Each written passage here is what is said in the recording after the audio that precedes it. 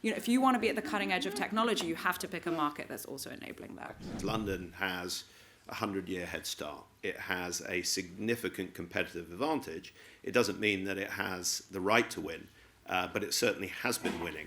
There's a huge opportunity that sits in front of the UK to be the lasting world leader when it comes to fintech, but we have to keep those entrepreneurs here.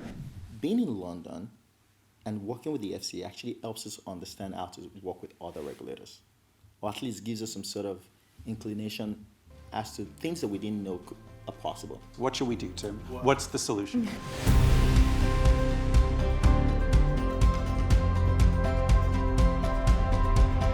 After the US and China, the UK is the third largest tech ecosystem in the world, and a key part of the UK's leadership position has been driven by the strength of its fintech sector and many of the leaders that you're seeing here today. And this is one of the reasons why Endeavour has launched their London hub. Today, more than 75 Endeavour entrepreneurs are based in London, in the capital, and over 100 Endeavour companies operate here. I founded Tech London Advocates back in 2013 as a volunteer-driven community of tech leaders coming together to promote startups and scale-ups. And then in 2015, I created Global Tech Advocates, replicating this model today in 46 hubs covering over 60 countries around the world. Again, all driven by volunteers, but critically, London is our headquarters for that. And over the past decade, we've seen London emerge as a true second home for founders building across borders. So it's also UK Fintech Week. So today we're joined by leaders shaping our fintech ecosystem from different angles with London as a key part of their journey, and that's what we're going to explore in this session. So I'd love to introduce the panel. I've got Tim Levene, who's the CEO of Augmentum Fintech, and backs Europe's most important fintech companies through their scaling journeys. We've got Nicky Goulimis, who's the co-founder of TunicPay, building in London after scaling Nova Credit in the US. And then we've got Janine Hirt, who leads Innovate Finance and works at the Center of Policy, Regulation, and Fintech Ecosystem in the UK. And congratulations, Janine, on an amazing Innovate Finance Global Summit yesterday. Really, really great, very special. And then Ridwan Olalere, who's the co-founder and CEO of LemFI, expanding from Africa to the UK. And we heard from Ridwan this morning at the market opening and told us a little bit about his story, which I'm hoping he's going to share with you in just a moment. Right, let's jump into this. A question for each of you. From each of your perspectives, what makes the UK fintech ecosystem uniquely attractive today, and how do you see that evolving over the next 5 years? Janine, let me start with you. Yeah, it's great. I mean, firstly, happy FinTech Week, everyone, Yay. Right? It's the best week in the calendar, no? Yeah, it's fantastic. What makes the UK great? Where do I start? We have the absolute best founders, the best entrepreneurs of anywhere in the world. They're drawn from all parts of the UK, drawn from all over the globe. We have a phenomenal talent pool, again, drawn from all parts of the UK, all parts of the globe. We also happen to have a supportive government who's put fintech as one of their core pillars of their financial services strategy and de facto their industrial strategy. And I will say we have a regulator that is focusing on innovation. They've woven innovation across their 5-year future strategy, the FCA I'm talking about. And they have also committed to being tech positive. We, in addition to that, are the financial services leader really in the world, or one of the financial services leader, the tech leader. So all of that combined just make the UK such a phenomenal place to be driving innovation, and particularly around fintech. Great, thank you. Tim. So what can I say that Janine hasn't said? I mean, I think... Capital. I forgot the capital. Lucky for you. Yeah. Second in the world. Capital. So what do you need to create a successful fintech ecosystem? Well, you need time. And I think we've seen the benefit of that time over the last 2 decades. Yeah. You need success stories because you see with entrepreneurs, with investors, the recycling of capital. You do need those quartet of factors. So yes, you need a supportive government, you need a supportive regulator, you need a central bank that gets it, but you also need the capital. With those 4 key characteristics, and where you have deep domain expertise, so the DNA in financial services, London has a 100-year head start. It has a significant competitive advantage. It doesn't mean that it has the right to win, but it certainly has been winning. over the last 20 years, and in particular more recently. But without that capital, it is very hard to then maintain your position, and maybe we'll talk a little bit later about the importance of capital. So the foundations are there, the success stories are here, we've got the proof points, and it's now about building, not resting on your laurels, for another decade of significant growth. Great, thank you, Tim. Nicky? I guess I would say, so as you mentioned, I previously started a business in San Francisco, and then I'm now running TunicPay out of London. I think when it comes to fintech specifically, your point around talent, like I live viscerally every day. You get to interview people from Monzo, from Wise, from Revolut, from DeepMind, and so just like the technical talent here and the expertise in fintech is amazing, and that is, world class. I think the second thing we maybe haven't talked about is just like the broader technology environment. And so, the UK was the first to launch real-time payments infrastructure. We now see those examples in Brazil, in India, all over the world, kind of the modernization of payment rails, the efforts around tokenization and so forth. And so I do think there's a willingness here to innovate at the financial services infrastructure lens. I know there's one of these panels where we never talk about, America as the sort of bogeyman in the room, but, I'm going to go there and I'm going to pay something by check and wait 60 days for it to settle and then hand sign something, and that's going to be some sort of authentication with my SSN, which is at this point public information. And so I just think if you want to be at the cutting edge of technology, you have to pick a market that's also enabling that. Excellent. Thank you. Ridwan. I mean, what can I say? But I'm going to give examples out of all the different items that we've sort of mentioned. If we sort of look at talent density, I want to add a caveat there, cost of talent. One of the previous speakers said, founders from elsewhere know how to do more with less. And if you want to get great talent at half the price of New York's cost, you come to London for the same quality of talent. And longer retention. Exactly. And so if you sort of look at, let's say, let me give an example for us. A couple of months ago, we were looking for a VP of marketing, or CMO. And we had really good talent in the pipeline from New York. And the salary was sort of like $450,000, $600,000. And these didn't even include the stock options and stuff like that. And for the same quality of talent, I mean, no one in the company earned $600,000, just FYI.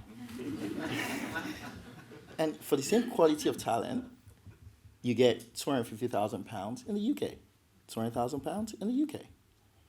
I mean, you have to add bonus and stuff like that, right? And so I want to say the cost of really good talent is much lower here.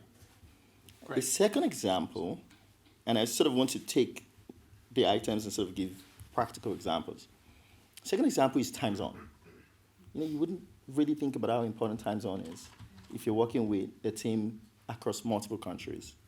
And so if you're in the UK time zone, you can sort of work with Europeans, you can sort of work with Africans, you can sort of wait a bit longer and work with people in the UAE, people in Asia, and so on and so forth. And so the time zone is sort of accommodating. You sort of think about the practicality of starting a startup and sort of moving fast and getting everyone aligned. And I think the third one, and this comes back to marketing, if sort of like your customer base is here, is how easy it is to densely acquire customers in a location where you can cover easily. Like if you think about the US and you go to market in the US is several countries in one. You have to pick each state as a country. And so what works in California might not work in New York because the regulators in New York are completely different from the regulators in Texas, right? What you can do from a marketing perspective, even the wording you can use from a marketing perspective in New York is completely different from that you can use in Texas. Even like, let's talk about lending. Even the interest rate caps are different market by market. And so the entry strategy is different, right? But in the UK, it's simple, it's simpler, it's much more easy, and it's easily, like you can easily focus on that market and sort of acquire customers, right? And so if you sort of think about all of these things at once, from a practical perspective, UK still sort of leads. Great, thank you. You had plenty to add there. That's fantastic. Right, let's go in and talk a bit more about how the ecosystem works. So Janine, I want to come back to you. And you touched on this a little bit in your opening remarks. But from a kind of a policy perspective, what are some of the decisions that the UK got right that have made it a global fintech hub? And maybe what are some of the things that are on your wish list to enhance that? Yeah, I'll probably focus a bit on the wish list, because I think over the last decade it's been pretty clear that the UK has managed to cement its leadership, right? We are second in the world in terms of fintech investment, behind only the United States. In many years we've been actually ahead of all of the rest of Europe combined. Right now we're ahead of the next 5 European countries combined. We've very much established ourselves as a global leader, and we have that talent. That has been in part of the fact that we simply are a financial services and a tech hub here in the UK, but it has also been thanks to a number of different initiatives the regulator had put in place and the government has put in place. So you can go all the way back to when challenger banks were being supported to set up, 10, 15 years ago as well, from business remedies, the business. I'm losing my, it's a bit tired after yesterday. You Business had a big Competition day Remedy yesterday. set up as a challenger bank. And I think if you think about that point in time for where we are now, we know 68% of all SME lending across the UK today is being done by fintechs and challengers. So that's been a huge progressive pace of what we've seen. We've also seen things like the sandboxes being set up by the FCA, which has been replicated in more than 90 countries, I think, at this point in time. So very, very significant building blocks that the UK has created. Where we still have to push ahead, though, is on embracing and moving forward when it comes to new technologies. So, for example, we need faster regulation, faster clarity around areas like stablecoin. We need to ensure that the government and industry is working together with the regulators to look at how we harness new technologies such as AI in a way that's still conducive to allow this technology to thrive, to benefit end consumers, but also protects them as well. The other thing I would add, we've been talking about talent, and your comment on talent I think is absolutely correct. We've got such an amazing pool here. But we have to make sure that we are actually incentivizing talent to stay here and to come here. So we are at quite an inflection point at the moment. Look at what's happening on the geopolitical landscape. There's a huge opportunity that sits in front of the UK to be the lasting world leader when it comes to fintech, but we have to keep those entrepreneurs here. So we do need a tax environment that supports that. There was a call for evidence that the Chancellor announced at the end of last year. We're waiting to see the initial takeaways from that, but it will be very critical. We want to say, for example, things like business asset disposal relief increased. We want to see the entire tax regime support those entrepreneurs and support that highly skilled talent as well. Really helpful, thank you. Tim, let me bring you in here. You mentioned capital. I want you to talk about this topic, which I know is near and dear to your heart, but also can you talk about how you see London being an attractive base for fintechs looking to scale into Europe, because this is still very much a hub for that. So can you bring up those 2 points, please? So I think one thing that founders, business builders always want is certainty. It doesn't mean that we will have the perfect conditions. Yes, we'd love a better tax regime.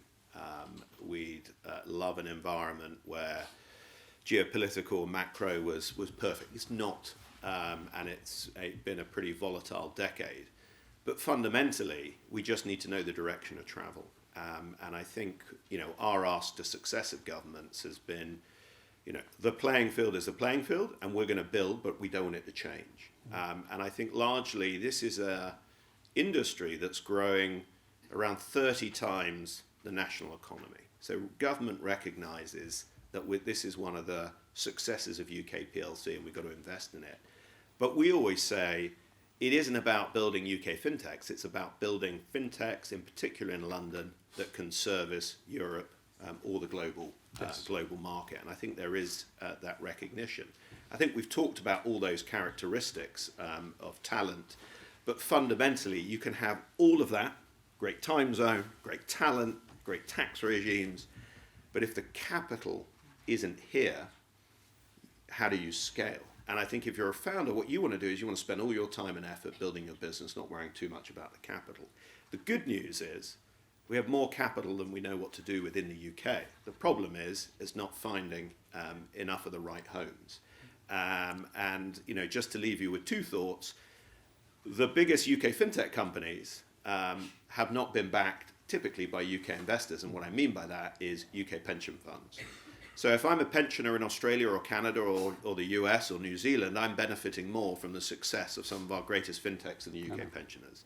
So yeah, that is a huge shame and arguably a national disgrace. The recommended allocation is 5% of UK pension fund capital should go to growth assets, the right allocation. We're at 0.07%. So we can talk about the Mansion House Compact, which is a great initiative. We can talk about the Accord. We can talk about Sterling 20. But the capital has to flow. It has to flow in the private markets. It has to flow in the public markets. Our UK pension funds allocation has gone down from 40% to 2% to their domestic market. They complain about liquidity, but when you take $1 trillion out of liquidity of your domestic market, guess what? It's self-fulfilling. So we've got a lot of work to be done over the next few years. The narrative has changed. People are asking the question. We now need to talk the talk and walk the walk, as long as just giving a narrative around it. Before I bring our two founders in, can I just do a quick follow-up? Are you optimistic that that change is going to happen and happen relatively quickly? It's a key bugbear of mine, so I want to get your view on that. I'm always optimistic because I'm an entrepreneur and a venture investor. You have to be glass half full. These are huge institutions, lots of cultural challenges that we have to get over. Okay. I think it's going to change. I would absolutely want it to change much quicker. I would love to have seen it. I've been working on this for 10 years, amongst many others. I can see people in the room who've probably heard me talk about this in a sense of great frustration. But we have to keep pushing. We have to keep positive. We need carrot rather than stick. Mandation is a controversial topic. Incentives are important, but I leave you with kind of one data point is that our pension funds get £50 billion in pension tax relief and £9 billion in ISA tax relief. It's a two-way street. You get an incentive, support UK PLC, and I think the incentives have been there, but there hasn't been enough stick. Fair enough. Okay, let me bring in our founders. Nicky, I want to come to you next. You built Nova Capital in the US, and now you're building TunicPay here in London. What made you choose London this time, and how does building here compare to the US? I guess I have a very unexciting for this panel set of answers, which is, I moved back to the UK for a bunch of family reasons. And so, yes, I evaluated the macro environment closely. I thought about where the cutting edge of technology is, et cetera, et cetera.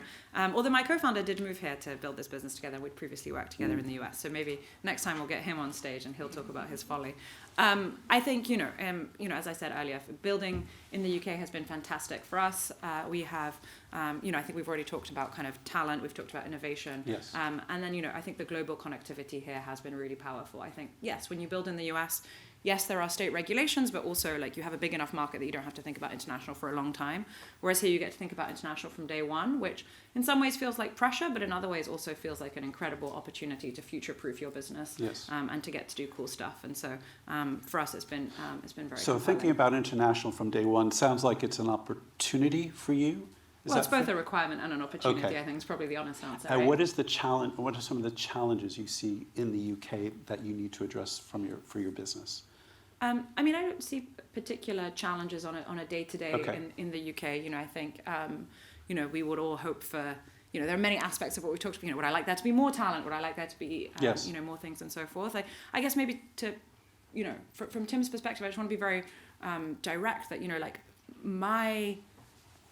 as a pension fund holder, I want my pension to perform as well as possible. Absolutely. That is my number one goal. As a founder, I want my business to get the best suited capital and partner for the business, regardless of whether that's UK or US. And I think we have to keep holding ourselves to that versus a debate around kind of national responsibility in an increasingly global world. It feels sometimes that we're pushing a lot of that onto founders versus solving for growth. Fair point. Ridwan, last year you acquired Pillar, based in London, and instead of building from scratch, why did you decide to buy rather than build? And looking globally, why London? Thank you. I think time to market. For us as a team, and one of the DNAs we sort of hold very dear to us is velocity.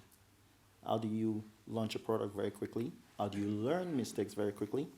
In fact, for me personally, I believe that it's better to make decisions very quickly that are wrong than not make a decision at all or take a bit longer. And so that was sort of the main reason why we acquired Pillar. But we had known the founders for a while. Okay. So we sort of started about the same time. We had the same theory, and the theory was that immigrants were not well served, and we wanted to do it with remittance and credit. And if you sort of look at our deck, when we started the company, the pre-seed deck had remittance and credit in it, right? And they also had the same thing, remittance and credit for Indian diaspora. But they thought, in their mind, remittance was sort of oversaturated and started from credit. And we thought we were not credit specialists at the time, so we started from remittance. And we always discussed along the way, several years, different times, whether it was in New York or London, that we were going to merge as a company if we sort of made progress, or at least we thought so. Also because we shared similar investors. Yes. And so when the time was right, it just made sense. It was a perfect fit. It was time for us to launch credit because we had a larger number of immigrants already that needed credit, and it was time for them to sort of move on to another business. And it was sort of going to shorten our time to market. Right. And being in London now, has that helped you in terms of looking globally in terms of where you want to go next? Obviously, you do that from Nigeria, and you've done it very well. But being here and having set up here, is that helping you for the next part of your journey in terms of where you're looking to go? Yes, and I'll pick one segment, Please. which is sort of the regulator. Being in London and working with the FCA actually helps us understand how to work with other regulators, or at least gives us some sort of inclination as to things that we didn't know are possible. Mm-hmm. So for example, with the FCA, you can sort of submit a proposal to a new thing you want to build that isn't supported in the regulation, and the FCA will actually take time to talk to you and be like, okay, you can try it out as long as you change your flow of funds to sort of align with what is in the regulation, and this is how you can change your flow of funds. They will tell you. It's sort of interesting. And then you find out that when you get that first instance with the regulator, okay, let me reverse. If you're not in fintech, or if you're in fintech and you never had any interaction with regulators, you would sort of think regulators can never change. And there is this black box that you cannot interact with. But if you interact with the FCA, you start to demystify that. And then you attempt it with another regulator. We did this with CBI. So we have our European license with the Central Bank of Ireland through an acquisition as well. And when we got the acquisition, when we acquired the company, we found out that, and we didn't know this before we acquired the company, we found out that the business proposal they had submitted to the CBI was sort of B2B remittance, not B2C remittance. And in the UK, whether your business proposal when you when you got a license is B2B or B2C, it doesn't matter. You can just decide you're going to do B2C, as long as it's remittance. But in Ireland, you cannot. It's called significant change of business. And so you have to reapply to say, I want to do B2C. And in your B2C, if you sort of submitted a list of like 10 countries and you want to add another 10, in the UK, you can just add another 10. With Ireland, you cannot. You have to say, okay, I want to add these new 10 countries, right? And so after the acquisition, the CBI approved the change of control. We're like, oh, what did we just do? But then we're like, okay, we're going to go have a meeting with the CBI and say we want to change all these things and sort of get an inclination as to what they think. And the reason why we were confident that we could do this was because we had done with the FCA before. We're self-reported several times when consultants and lawyers said, oh, you're going to be shut down, something's going to happen, and the FCA just says, okay, you're self-reported, you've changed the flow of funds, if you've adjusted all these things, you can go ahead. Thank you, don't do that again. And we went to the CBI, we had a meeting with them, and they're like, oh yeah, submit the new proposal, we're going to approve it. And so the UK helps you demystify regulators in such a way that it prepares you for expansion, right, and it prepares you for how to work with regulators in other countries. Right. Yeah, please come in. On that as well. Yeah. So I think this is such an important point. I mean, we had a discussion around this yesterday at IFGS in particular. And I think in many ways, of course, industry will always have frustrations with a regulator. I think that's a natural case. But in many ways, the FCA can be seen almost as a gold standard. And what our members tend to tell us is, for example, if they get their authorizations through the FCA, then they go on that international stage, work with other international regulators, and they almost have a pass because they understand, well, if the FCA has approved them, then actually they must be in pretty good positioning. The other argument I would say in terms of just expanding on an international scale, I mean, we put out a report yesterday that was about what does the UK need to do to really develop the champions and the unicorns of the future with our partner Boston Consulting Group. And one of those areas was about market size. So obviously post-Brexit, we did shrink the market in terms of the UK now being UK. But what we don't talk about enough is the incredible opportunities that you have, for example, in the Commonwealth countries. And there's a long way that the government can go to help develop that. There's a long way that the regulator can also help develop that. But even with regards to EU, if you have that engagement here with the regulator, it puts you in a really good space to then expand out into the EU. Really good point. And I want to stay with you, and then I also want to bring Tim in here as well, because you're touching on something which is how can we keep the UK competitive globally as a critical fintech hub? So I wanted to just tease out a little bit more from you, but also maybe from the two of you to talk about what you see in other fintech hubs around the world that you like and admire and think, God, if only we had that here in the UK. So can I stay with you, Janine, and then bring you into? Absolutely. I mean, I would echo some of the areas. I think we need to be incentivizing entrepreneurs to stay here and to build here. I think we also need to look at initiatives around R&D specifically when it comes to fintech. But I would emphasize something that Tim mentioned. We have to sort our late stage, our growth capital challenge, right? Our domestic institutions, our pension funds, they need to be investing into fintech. And I really must say the Mansion House Compact, Mansion House Accord, brilliant initiatives. But we had a roundtable with the fintechs and the pension funds a few weeks ago. And one of the fintechs said it was the most depressing dinner they've ever had in their entire life. Because you had the pension funds in there and they were saying, and that's a quote, and they were saying, there's all these reasons we can't do it. There's all these reasons. We need to change that risk mindset and we need to shift that. I'm positive, like Tim, I'm optimistic we're going to get there. But we need to do that. How do we change that risk mindset? Such a great point you've teed up. How can that be done? I sense it's not so much the pension fund management boards, it's their trustees who are in 100%. This landscape of not wanting to take risk. What should we do, Tim? What's the solution? Well, if I had it, we'd have done it. I've clearly failed. I mean, it is cultural. I think the trustees play a role, but it filters through these enormous organizations. I think it's the perception of risk. I mean, Nicky, you said it. Ultimately, you have to demonstrate why they should be doing it, and it's because their returns have been underperforming the market. If I'm a employee in Australia, I can retire 7 years earlier than in the UK. Why? Because they've got the right allocation. It's not about taking unnecessary risk, it's about having the right balanced risk. So I think there's continued education. There's also transparency. So let's have the scorecard of how our pension funds are performing. Because we have an obligation as employers, all of us in the room, to give our employees the best possible investment opportunities. And different products will suit different people. I think the final kind of aspect, just flipping to the question of where other jurisdictions have done well, it's where we haven't moved fast enough, or where we haven't had alignment amongst that triumvirate of government, central bank, and regulator. And I think we can look at stable coins, we can look at digital assets, we can look at crypto. Now you might say, well, do we want to be the world leader in crypto? But I look at stable coins, and you can say the ship has sailed. Where is the relevance of the UK? We can create an environment today in 2026, by the time it's implemented 2027, but what is the use case? Does the world really want a sterling stablecoin? Okay.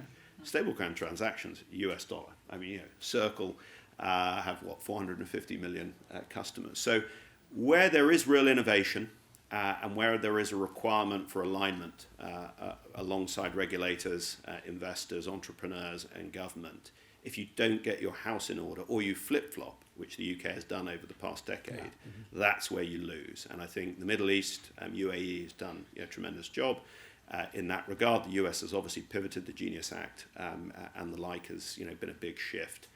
And that's real tangible examples of where we are losing and where we have to learn from. Very helpful. Thank you for that. Okay, we just have a few minutes left, so I have a last question for all of you, and I'd like each of you to jump in on this. So if you were advising a founder from elsewhere looking to expand their fintech operations to the UK today, what is the single most important factor they need to keep in mind? Ridwan, I'm going to start with you. No pressure. Keep it short, sharp, to the point.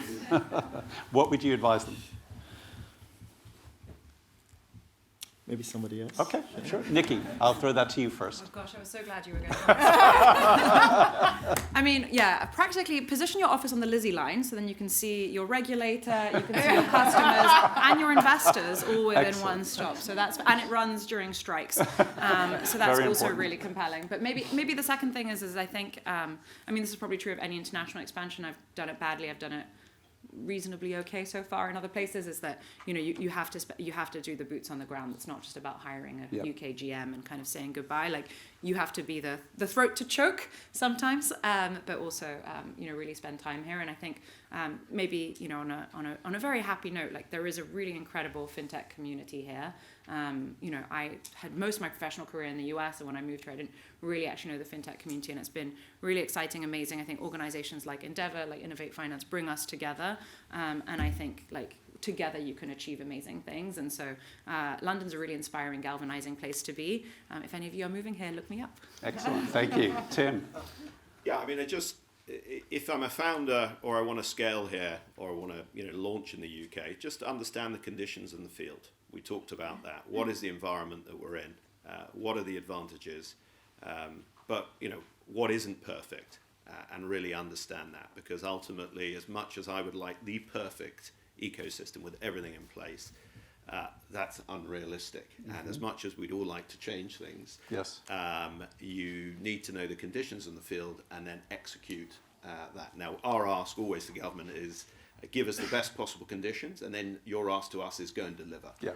I think they're good enough. They're the best in Europe, and it's for us around in this room and beyond to then deliver. Fantastic.